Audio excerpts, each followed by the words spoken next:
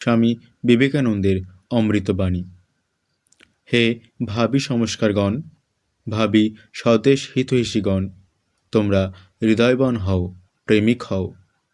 তোমরা কি প্রাণে প্রাণে বুঝেছ যে কোটি কোটি দেব ও ঋষির বংশধর পশুপ্রায় হয়ে দাঁড়িয়েছে? তোমরা কি প্রাণে প্রাণে অনুভব করছো কোটি কোটি লোক অনাহারে মরছে, কোটি কোটি লোক শত শতাব্দী ধরে অর্ধাসনে কাটাচ্ছে? তোমরা কি এইসব ভেবে অস্থির হয়েছ? এই ভাবনা কি তোমাদেরকে পাগল করে তুলেছে? দেশের দুর্দশার চিন্তা কি তোমাদের একমাত্র ধ্যানের বিষয় হয়েছে?